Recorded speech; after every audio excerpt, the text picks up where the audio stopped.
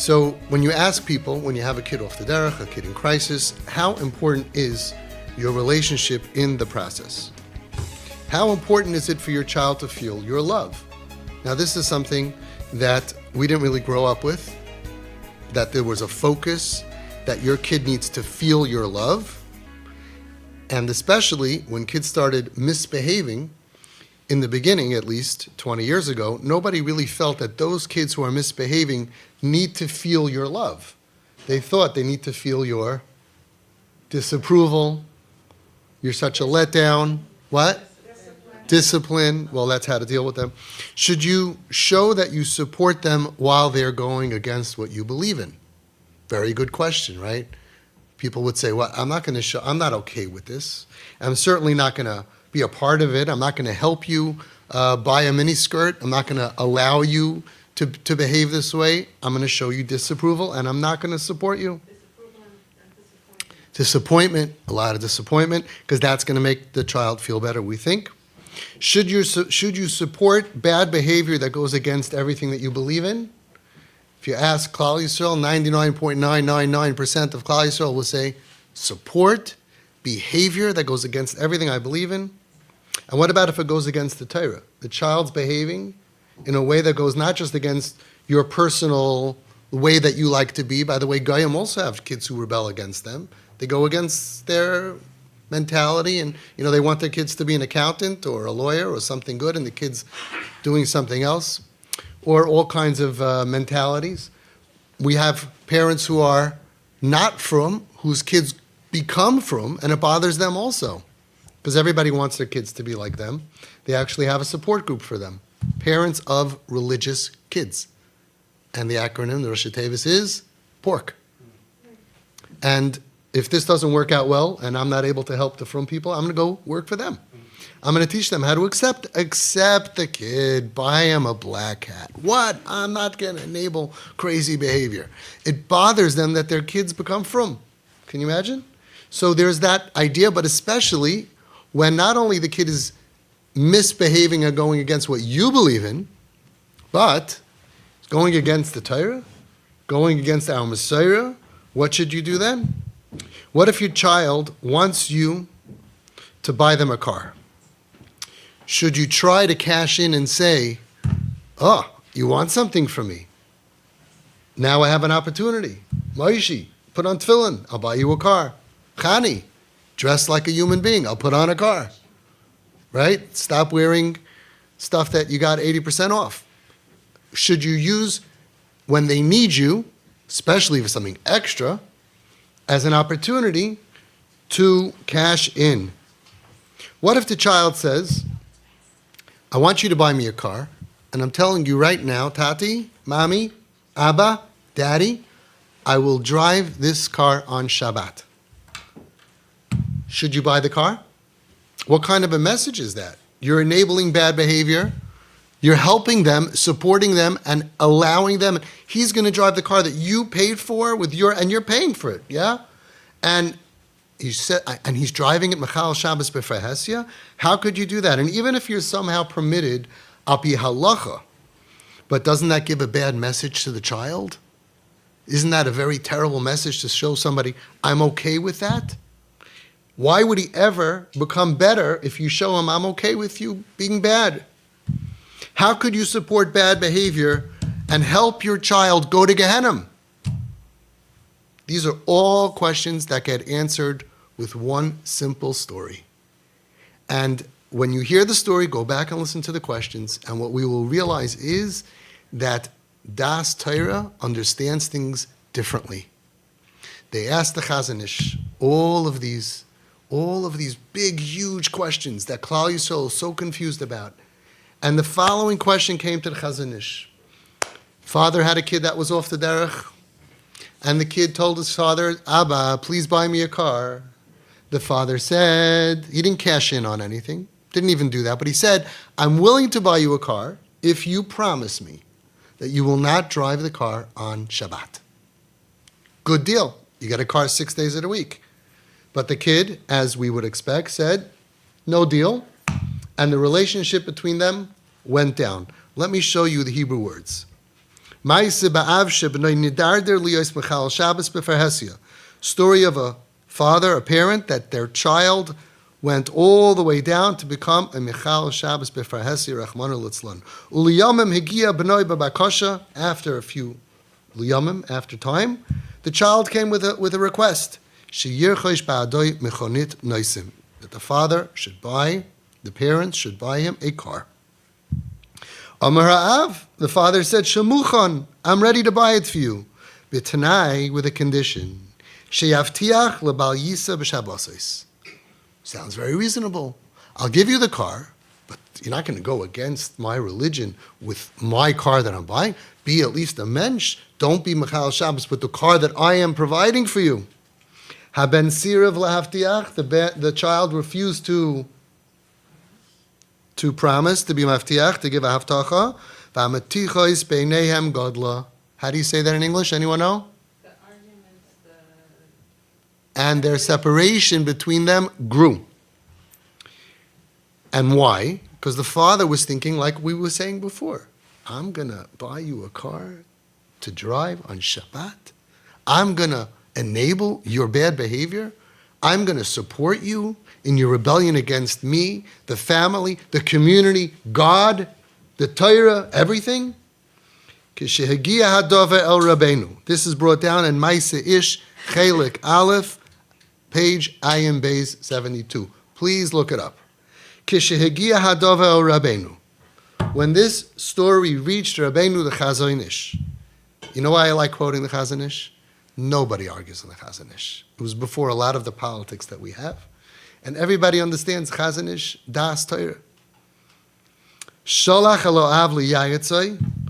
The CHAZON Ish sent the parents to be miyayitzim, to advise shebemikra zeh, that in this type of circumstance, kedai sheyitein es hamuchonit livnoi liloi shum tanai. It's worthwhile for you to give the child a car without any tanai. No conditions. Nothing. Don't drive on Shabbos. Don't do this. Don't do that. Don't park in front of on Shabbos in front of the house. No tanai. Put on tefillin. Nothing. Get nothing out of it. No conditions. Why? Ki dafka b'derech zu tegadel hashpa'asoi alav. Because specifically from this way, your influence will grow over the child. The biggest mistake we have going on in Klal Yisrael with kids who don't behave is everybody's trying to fix the now. It's not about that. It's about the power that you have over your child, your neighbors, and anybody. The strongest power is influence. Influence isn't coercion. Influence isn't forcing, pressuring, even making a deal. You want a car? No problem. Put on tefillin. The power of influence is the most powerful power we have that influences the person to want to be what you want them to be. You don't want your son to put on tefillin for a car. How long are you going to play that game for? You want him to want to put on tefillin. How do you change somebody's mind once they're going the opposite direction? You're going to play games that they should dress up like you. When you come to the simcha, you should put on a yarmulke, you should wear tznius. You want to change their mindset. How do you do that? If they think that you're against them, even if they agree, yeah, you're right, and I'm home, I'll dress tznius, you think you won? The power of influence gets dried up. It gets diluted. The CHAZON Ish was saying, nothing is worth diluting the power, the superpower that you have, the power of influence. Look at Home Sweet Home. Kid after kid moved in, Michal Shabbos B'Fahesi, eating on Yom Kippur, and look at the results.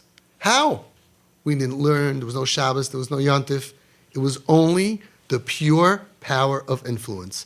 I don't need anything from you, I don't want anything from you, I like you as you are. You don't have to do anything. You go outside in the middle of the meals, they would come to me, they would go out after each part of the meal. They would go out for a walk. My kids grew up and they would say, Tati, why do they walk so much? After the fish, they're going for a walk. After the soup, they're going for a walk. After the meat, they're going for a walk. I said, they're very health conscious, And then when they got older, they looked outside, they went down Moishe's smoking. Chaim smoke. I said, yeah.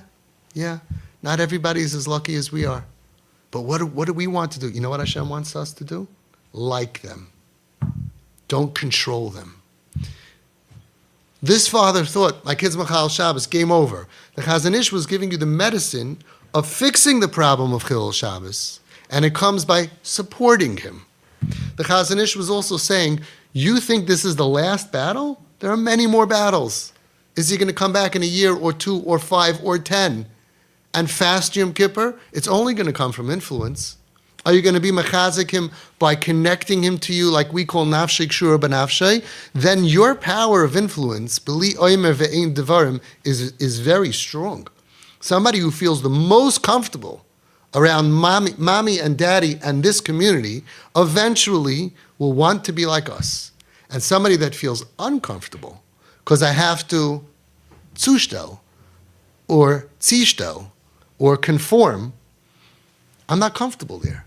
If I'm going to go to shul and my Rav tells me, listen, in this shul I need you to this and I need that, and it's too hard for me, I'm not going to daven there. I'll go to a different shul. We only have one home and one community for these kids. And the facts are, anybody in Kirov knows this, it's all about I like you. You want to learn? I'll learn with you. That's later. I like you. You're good. If I look down at you with disdain, disappointment, disapproval, everybody thinks, Klal Yisrael thinks that that's going to make you motivated to say, hey, you know, I noticed that everybody looks at me bad. I think I'm going to do tshuva and become better. The only problem is that logic does not work. It's completely, totally bankrupt. It's totally false. And how do you know? The CHAZON ISH knew it. And that's what the CHAZON ISH says. If you want to know how to fix the problem, Yinasu l'mashcham ba'avoisais ahava v'loi lidchaisam chalila. 7 words, very clear direction. You never need to come here again or listen to any shmooze or anything from anybody. There's 2 directions. One is good, one is bad. Yinasu, try, l'mashcham, to pull them ba'avoisais, with cords of love. Looking down at somebody, saying you can't come into the house like that, is the opposite of that. So anything that's going to pull them to you, and you could do trial and error. You know when you say, wow, you look beautiful, that makes them want to be around you. And you know when you go with the eyes, you know that's rejection. Yinasu l'mashcham ba'avoisei sahava, very simple, no conditions. V'loi l'tchaisam chalila. God forbid, don't reject them. Don't make them feel rejected. And we know that in our dar, the kids are so hypersensitive to rejection. Who decides if you rejected them? How many parents reject the kids show that they're rejected, and the father or the mother says, what did I do? All I said was, that's the way you're going to come to the chasana? What did I say? We can't afford to do that. Mipsari achazeh. Just from our basa, from the children, you know, and like I always say, rejection is in the heart of the beholder. If the patient feels rejection, that's v'loi l'tchaisam chalila, you went against the open psak of the CHAZON ISH. You will not be matzliach going against the CHAZON ISH. Anything that draws close is good, even though you have to swallow your pride, your busha, and maybe the hair is pink, or half shaven, or the skirt is, looks like it was bought in the belt section. Whatever it is, there's only one medicine. That's the problem. The pain is the problem. The medicine, though, is Yinasu l'mashcham ba'avoisei sahava v'loi l'tchaisam chalila. And that means even when it comes to buying a car or anything that is going to show the child, I'm supporting you. I'm not letting my beliefs get in the way of our relationship. Now, is there a time to say no? Each of you has Das Torah. Let them decide. But make sure that Das Torah knows this CHAZON ISH, because I've spoken to many Rabbanim, and I would say, listen, kid wants to buy a car, and he says, I'm going to drive it on Shabbos. Can the father buy him a car? I don't know. That's very, very tough. That's an extremely tough question. I said, oh, by the way, the CHAZON ISH says, can I show you a car? Oh, CHAZON ISH says.